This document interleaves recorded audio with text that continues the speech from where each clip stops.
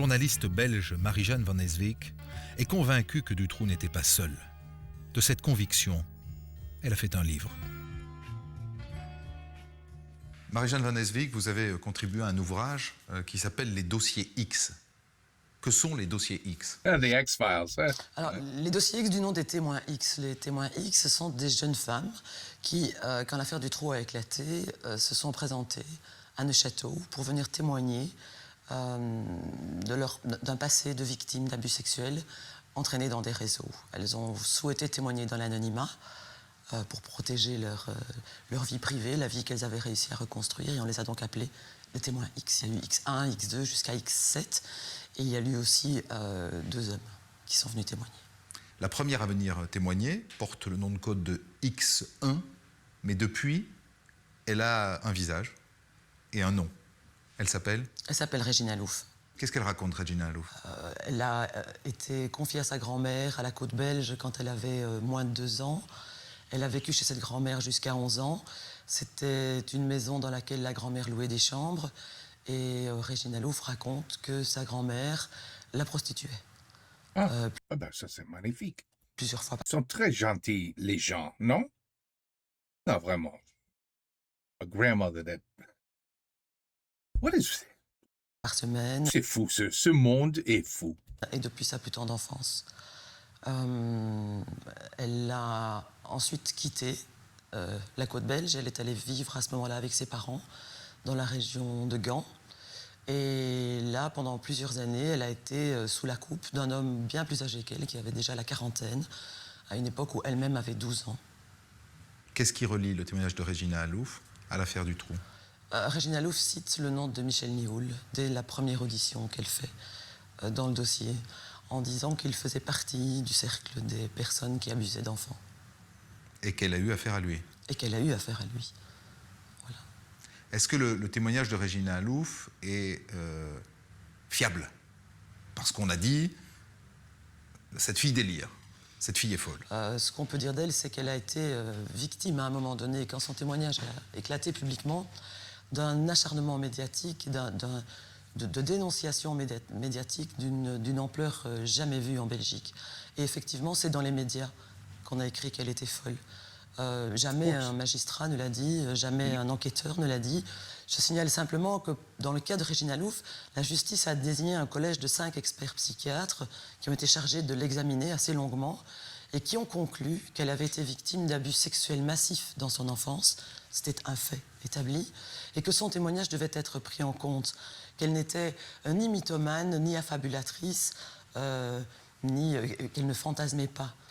Tous ces témoignages confirment donc la piste du réseau. Tous ces témoignages confirment la piste du réseau. On sait qu'il y a des camps en Belgique qui se sont divisés sur ce problème. L'un parle de Marc Dutroux, son épouse Michel Martin, son complice Michel Lelièvre, dans un petit noyau qui agirait seul. Moi, je constate simplement qu'au début de l'enquête, ce sont Petit noyau. That's how you guys say a little group? ces inculpés-là, eux-mêmes, qui ont parlé d'un réseau. Noyau. C'est dans leur premier témoignage que Michel Martin, aussi bien que Michel Lelièvre, explique que Marc Dutroux n'enlevait pas des enfants pour lui-même, que Marc Dutroux agissait sur commande, que les filles devaient avoir telle et telle caractéristique, que Dutroux, explique Lelièvre, les formait chez lui pour qu'elles soient dociles et acceptent ensuite le client. Vous savez, toutes ces déclarations, elles sont dans le dossier. Ceux qui discutent aujourd'hui de la thèse du réseau ou pas du réseau font un débat intellectuel. Michel Nioul à la tête d'un réseau.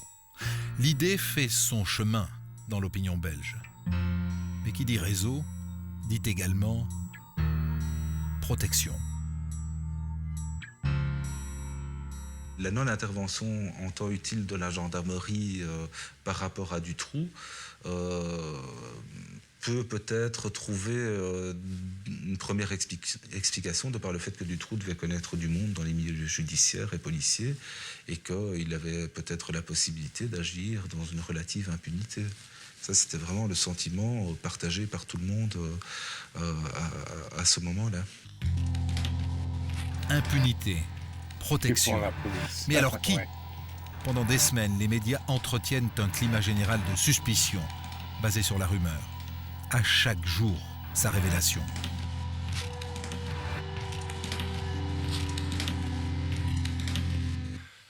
Les médias ont plutôt eu un rôle d'agitateur. Ils ont joué le rôle de quatrième pouvoir qui s'affirme, Well, they always do that. That's everywhere. et qui met les autres pouvoirs sur la sellette en quelque sorte. Le rôle des médias pendant la première partie de l'affaire a été de transformer ce qui aurait dû rester un fait divers, tragique certes, mais un fait divers, en phénomène de société et en tremblement de terre, en séisme pour la Belgique.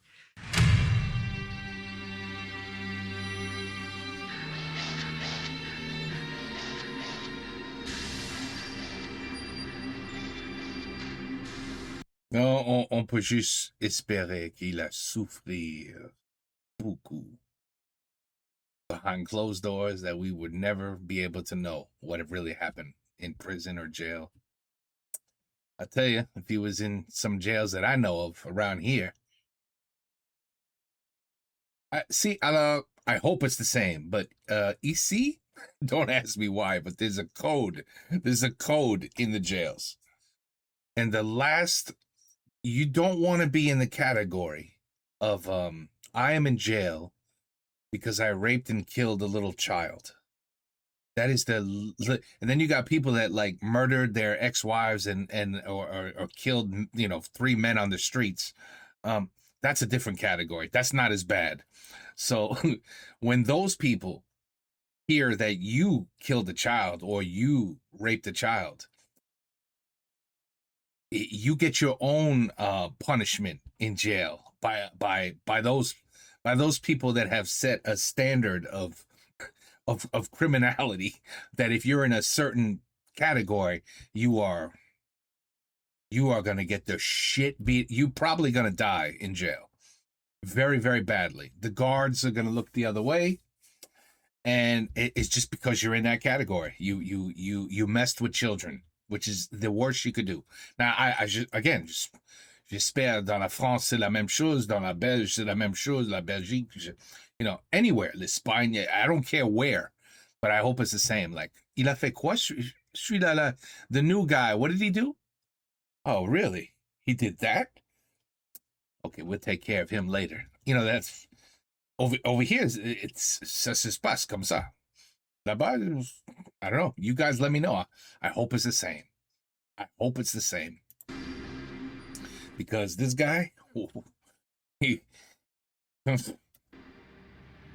would pray that he would be dead as fast as possible. Le 14 octobre 96, nouveau coup de tonnerre. Le juge Conroth, véritable héros aux yeux de la population, est dessaisi de l'enquête. Tout ça à cause d'une photo publiée par le journal local après la libération de Sabine et Laetitia. Voilà la fameuse photo. La photo qui a valu le dessaisissement de juge Conroth. Absolument, absolument. On le reconnaît d'ailleurs, Wow. le juge Jean-Marc Conroth. Puis à ses côtés, le procureur du roi, Michel Bourlet. Ils ont Everybody's laughing, everybody's smiling. That's not a good sign. accepté de participer à un spaghetti, une soirée spaghetti pour fêter les retrouvailles. C'est à Bertry, ça se passe un samedi soir. Et puis un correspondant de presse est là pour notre journal L'Avenir. Il prend une photo, on publie ce cliché le lundi matin, mais on ne se pose pas encore la question de savoir ce que ça peut entraîner. Vous imaginiez les conséquences que cette photo aurait? Absolument pas, absolument pas. Et le dimanche soir, j'étais ici de permanence à la rédaction. On a choisi ce cliché avec le rédacteur en chef. Et le lendemain, on s'en est voulu de ne pas avoir posé la question nous-mêmes. C'est-à-dire, un juge d'instruction qui instruit à charge, mais aussi à décharge, peut-il être présent à un souper organisé par de futures parties civiles? Et c'est le cas naturellement ici. Car il est vrai qu'à l'origine, ce dîner, organisé en soutien à Sabine et Laetitia, n'était qu'un petit événement local, en apparence très anodin. Mais quand l'avocat de Marc Dutroux découvre cette photo, il y voit évidemment le signe que le juge Conroth a perdu sa neutralité. Yep. Je me retrouve Could no longer be partial, un bon matin avec la une impartial. d'un journal régional, l'annonce qu'il avait participé à un souper dont les profits, donc avec M. Bourlet, et dont les profits étaient réservés à financer la défense des intérêts des parties civiles. Autrement dit, voilà un juge d'instruction qui rehaussait de sa présence une soirée en assurait, compte tenu de sa popularité de l'époque, la réussite. Donc la rentabilité et les bénéfices étaient affectés à la défense des parties civiles. Mais moi j'ai raisonné comme ça. Voilà un juge d'instruction qui participait aux frais de défense de mon adversaire. Bon, ça c'est inconcevable. Mon confrère Julien Pierre a pris sa décision, nous l'avons prise également. Et on a décidé de faire une requête en suspicion légitime en se disant, voilà, le juge d'instruction Conrod n'a plus la distance requise pour continuer à mener cette enquête. Ouais. Quand le 14 octobre, la Cour de cassation rend son verdict, les Belges descendent dans la rue pour crier leur révolte. Good. Il est environ 16 heures, Good. les 5 à 600 personnes massées devant le palais de justice de Voilà, this is how you get things done, people. Bruxelles apprennent la décision de la Cour de cassation. Huées, sifflements, cris de haine, les réactions sont très vives. Je voudrais dire que je trouve mesquin et monstrueux qu'on ait vendu un homme pour un plat de spaghettis. Dans l'esprit de pas mal de gens ici, elle devient de se rendre complice. Et elle vient aujourd'hui, elle, la justice, celle qui est là pour nous défendre, faire des nouvelles victimes, les parents. Car la foule était là aussi pour soutenir les parents des enfants disparus. Et quand le papa d'Anne Marchal est sorti du palais de justice, c'était à nouveau la cohue. Mais par après, l'émotion. Julie et Mélissa, la justice a assassiné encore une fois. C'est ça. Non, je dirais simplement que la Cour de cassation et Mme Nickendal soit incompétente ou corrompue. C'est tout ce que je dirais. Avec le dessaisissement du juge Conrod, les familles qui se sont longtemps battues contre l'institution judiciaire ont l'impression de perdre leur principal allié. Et ça, pour moi, ça voulait dire qu'on voulait étouffer tout. Parce que le juge Conrod, il voulait savoir tout. On peut dire que ce sera vraiment le glas qui sonne de nos espoirs. Dans toute la Belgique, des milliers de personnes manifestent en soutien au juge Conrod. Des ouvriers cessent le travail. Des étudiants descendent dans la rue. Voilà. Voilà, that's how you're heard. Gand, tout le personnel de l'usine Ford défile spontanément. Very good. Mais c'est à Liège qu'a lieu la manifestation la plus symbolique. Les pompiers arrosent le palais de justice. Le message est clair, ils veulent nettoyer cette justice en laquelle ils ne croient plus.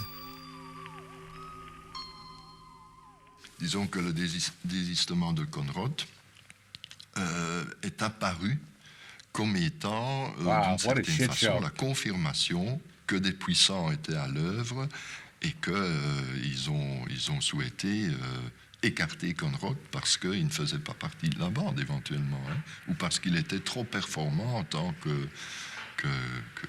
qu'enquêteur.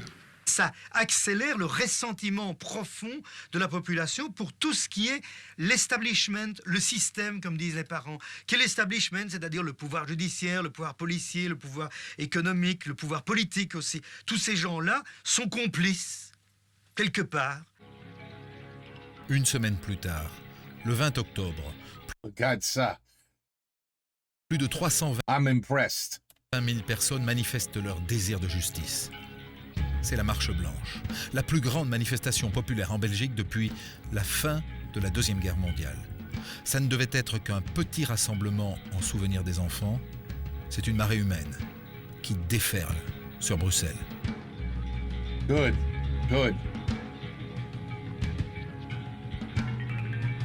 I mean, the picture didn't look good, though. The picture of the judge really didn't look good. Everybody looks like they're having a great time, eating their dinner, partying. I don't know. But I mean, I understand. You can't just, oh, he looks, that doesn't look good. Take the judge out.